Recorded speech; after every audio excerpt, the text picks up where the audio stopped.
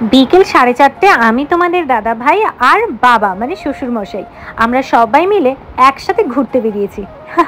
না না, ঘুরতে বেরোয়নি, আসলে বাজারে যাব। তার কারণ হলো বাড়িতে গেস্টদেরকে বলেছি, তো তার জন্য তারা আসবে এবং আমাদের রাত্রেবেলা আজকে ডিনার করে যাবে বাড়িতে, এই জন্যই বলা হয়েছে। আর তার জন্যই আমরা আজকে বাজারে এসেছি খাসির মাংস কিনতে। আমি আর তোমার দাদাভাই চলে এসেছি, আর বাবা কিন্তু বাবার দোকানে চলে গেল। বাই দ্য ওয়ে, কেমন আছো সবাই? আশা করছি সবাই অনেক ভালো আছে, সুস্থ আছে। সকলের সুস্থতা কামনা করে নতুন আরও একটি ভিডিও নিয়ে এসেছি। তোমরা পুরো ভিডিও কন্টিনিউ দেখতে থাকো, আশা করছি তোমাদের অনেক ভালো লাগবে। ঈশানী কিন্তু যখনই এই বাজারে আসে বা ঈশানীকে যখনই নিয়ে আনা হয়, তখনই কিন্তু ঈশানী সবসময় এই ঠাকুরকে এসেই ওরকম হাত বোলাবে, নম করবে, মানে এটা একটা হরি মন্দির, তো সেখানেই ওরকমটা করে। তারপরে ঈশানী চললো নাস্তা নাস্তা, আমরাও পৌঁছে গেলাম মাটনের দোকানে। এখান থেকে এই যে চলে এসেছি মাটন নিয়ে যাব। তো ইনভাইট করেছি বলতে আসলে আমি আমার পিসি শাশুড়ি মা, মানে দুই পিসি শাশুড়ি মা আর তার সাথে তার ছেলে এবং মেয়েদেরকে আমাদের বাড়িতে ইনভাইট করেছি। তো অনেক দিন মানে এই নতুন বাড়ি হওয়ার পর ওনারা আমাদের বাড়িতে এসে কখনোই আসেনি বা ডিনার করেনি বা লাঞ্চ করেনি বলতে পারো, এসেছে মানে দেখা করে চলে গেছেন। তো যেহেতু এইবারে আমরা বাড়িতে ছিলাম, তাই জোর যা বস্তি বলেছি আসতেই হবে। আর সত্যি কথা বলতে আমাদেরকে ভীষণই ভালোবাসেন, তার কারণে কিন্তু মানে কথা রাখতে আসছেন। এবার তোমাদের মনে প্রশ্ন আসতেই পারে, আসতে হবে মানে ব্যাপারটা কি? আসলে ওটা আমার যে ছোট দাদু শ্বশুর, সেই দাদুর মেয়েরা। তো সবার বাড়ি যেহেতু আলাদা আলাদা হয়ে গেছে, তো ওনাদের বাড়িতেই এসেছিলেন, তো আমাদের বাড়িতেও দেখা করতে এসেছিলো, তখন আমি ইনভাইট করেছিলাম। যাই হোক, এখান থেকে আমরা মিষ্টি দই এইসবও নিয়ে নিলাম। আর তারপরে বাড়িতে এসে এই যে তিনজনে মিলেই বসে গেছি সবজি কাটার জন্য, কারণ শুধু মাটন হবে এটা তো মানে কেমন দেখায় না। তো তার জন্য এই যে দেখো আমরা মানে পটল ভাজা হবে, আলু ভাজা হবে, কী কী হবে তোমরা দেখতে পাবে। তো তার জন্য সবাই মিলে বসেছি সবজি কাটার জন্য। আর আমরা যেহেতু মিষ্টির দোকানে দাঁড়িয়েছিলাম, ওখান থেকে কিন্তু ঈশানী দই খেয়েছে, আর আমি একটা আইসক্রিম এনেছি, তোমার দাদাভাই আইসক্রিম এনেছে, মানে আমাদের সবার জন্য আর কি আইসক্রিম আনা হয়েছে। তার মধ্যেই মাকে বললাম, মা আপনি তাহলে একটা খেয়ে নিন। তো মা ওখানে বসে বসে খাচ্ছিল, আর আমি এদিকে চলে এসেছি আলু আনার জন্য। আমি বললাম যে সব এসে গেছে, শুধু আলুটা বাকি রয়েছে, মানে যেহেতু আলু তো লাগবেই, মাটনেও আলু লাগবে, তাছাড়া আলু ভাজতে গেলেও আলু লাগবে। তো মা বললো ঠিক আছে, আমি তাহলে সবজিটা কাটছি। তোমার দাদাভাই বলছে আমি আলু ছাড়িয়ে দিচ্ছি, মানে যা ছাড়ানোর কাজ আমি করছি, তুমি আদা রসুনটা ছাড়াও, তো আপাতত সেটাই করছি। তো ঈশানীর মাঝখান থেকে আবার বায়না ধরেছে আমাকে বেলুন ফুলিয়ে দাও, বেলুন ফুলিয়ে দাও। তো তার জন্য ওর হাতে একটা আমি ফুলিয়ে দিয়েছি, আরেকটা মা ফুলিয়ে দিচ্ছে, কারণ মাকে বললাম আপনি তাহলে উঠুন, আমি বাকিটা সামলে নিচ্ছি, আপনি তাহলে অন্যদিকে কাজগুলো এগোন। আর দেখতে পাচ্ছ বাইরে কতটা অন্ধকার হয়ে গেছে, আমরা যেহেতু একেবারে মানে মাটন কিনতে গিয়ে অনেকটাই দেরি হয়ে গেছে, তো তার জন্য একটু রাত্রিও হয়ে গেছে। আর আজকে না এর সাথে সাথে মানে এই যেহেতু আত্মীয়রা আসছে, এর সাথে সাথে আরও একটা স্পেশাল কাজ গিয়ে করতে হবে, তোমাদের দেখাচ্ছি দাঁড়াও। আর এই যে দেখো আলু, পটল, ঝিঙ্গে, এখন ঝিঙ্গে কাটতে বসেছি আর কি, মানে ঝিঙ্গে আলু পোস্ত বানানো হবে, তো তার জন্য। তো যাই হোক চলো এইদিকে এখন না সবজিগুলো কেটে নিই। আর এর মধ্যে কিন্তু বাড়িতে আরও একজন আসছে, তিনি আমাদের এই যে দেখতে পাচ্ছ বসার ঘরটা, এইটা আমরা চেঞ্জ করব। মানে আগের বারে সেই টিভিটা কিনেছিলাম তোমরা দেখেছো, মানে এটা সেই একরকম হয়ে গেছে, একটুখানি না চেঞ্জ করব, গোছাবো, মানে বলতে পারো ঘরটাকে নতুন করে সাজাবো আর কি। তো তার জন্য এই যে আজকে তোমাদেরকে দেখিয়ে দিচ্ছি যে দেখো ঘরটা মানে খালি খালি কেমন দেখাচ্ছে। তো অলরেডি মানে আসবে ঘর সাজানো, মানে শুরু করে দেবো। অনলাইন থেকে আমি বেশ কিছু জিনিস অর্ডার করেছি, চলো এখন না আমি তোমাদেরকে সেই জিনিসগুলো একটা একটা করে দেখিয়ে দিই। তো এই জিনিসগুলো অর্ডার করেছিলাম, সব কিছু চলে এসছে যেহেতু বাড়িতে, তাই ভাবলাম যে তাহলে একবার তোমাদের দেখিয়েও দিই। এই যে তোমরা দেখতে পাচ্ছ, হ্যাঁ, মানে এই যে ফুলটা তোমরা দেখতে পাচ্ছ, এই ফুলটা নেওয়া হয়েছে। তার সাথে সাথে এই যে ফ্লাওয়ার ভাসটা, এই দুটো অনলাইনে না, এগুলো কেনা, এটা দোকান থেকে, এটাও দোকান থেকে কেনা। এই যে দেখো ফ্লাওয়ার ভাসটা আরও একবার তোমাদের কাছ থেকে জুম করে দেখিয়ে দিলাম। এই ফ্লাওয়ার ভাসটা আজকে দুপুরে গিয়ে নিয়ে এসেছি। আর তার সাথে সাথে এই ফ্লাওয়ার ভাস, যেহেতু বড় ফ্লাওয়ার ভাস, তো তার জন্য এই যে বড় ফুলগুলো নিয়ে এসেছি বড় ফ্লাওয়ার ভাসের জন্য। আর ছোটো যে লাল রঙের ফুলটা দেখলে, ওটা কিন্তু ওই ছোটো ফ্লাওয়ার ভাসের জন্যই নিয়ে আসা হয়েছে। এই যে এইগুলো আজকে দোকান থেকে নেওয়া হয়েছে। আর তার সাথে সাথে দোকান থেকে নিয়েছি এই যে দেখো স্টিলের রডগুলো, আসলে এইগুলো পর্দা টাঙানোর জন্য এই রডগুলো নিয়ে আসা হয়েছে। আর তার সাথে সাথে এইদিকে এই যে দেখো মানে পর্দা লাগানোর পাশে যে মানে রডের পাশে যেটা লাগানো হয় আর কি, সেগুলো নিয়ে আসা হয়েছে। এইদিকে এই যে একটা জামা কাপড় ঝোলানোর জন্য এগুলো নিয়ে আনা হয়েছে। তো আর সাথে এখানে পিরেক আর বুলেট রয়েছে। তো যাই হোক এইগুলো সব আনা হয়েছে। আর এইদিকে এই যে দেখো মাটন, এটা একেবারে ধুয়ে পরিষ্কার করা কমপ্লিট হয়ে গেছে। এখানে বোধহয় আমরা মাটন নিয়েছিলাম ওই দিনকে 1200 কেজি, মানে 1200 কেজি না, সরি 1200-র মতো। মানে পুরো আমাদের এদিকে কিন্তু মাটনের দাম 1000 টাকার মাংস নিয়েছি মোটামুটি আমরা।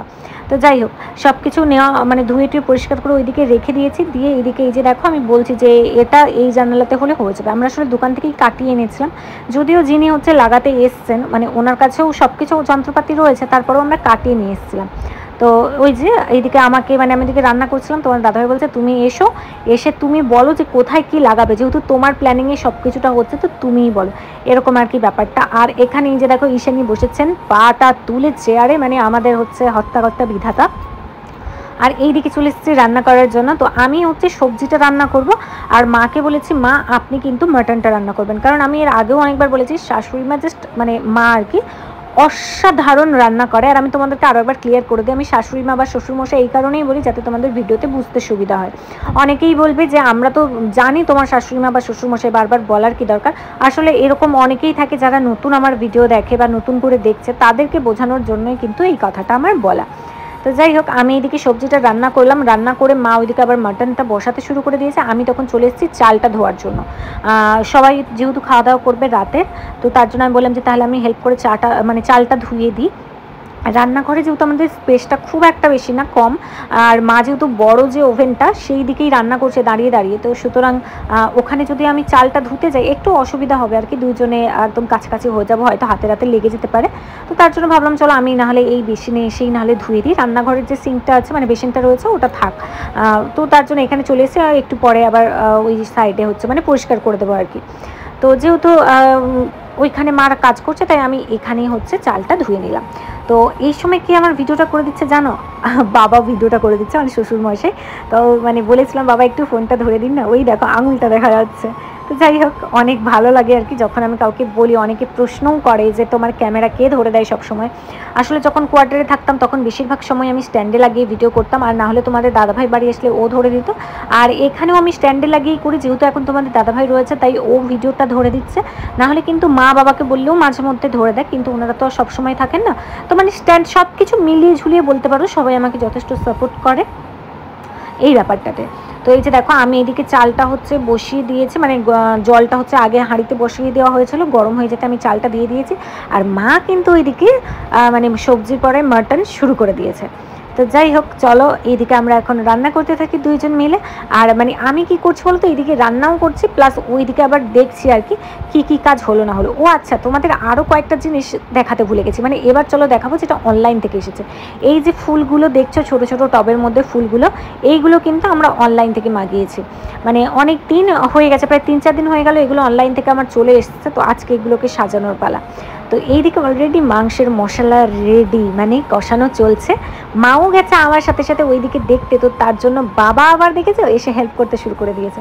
আমাদের ফ্যামিলিটাই এইরকমই, আমরা একে অপরের সাথে ভীষণভাবে মিলেমিশে থাকি এবং থাকার চেষ্টা করি, সব সময়ের জন্য একে অপরকে হেল্প করার চেষ্টা করি।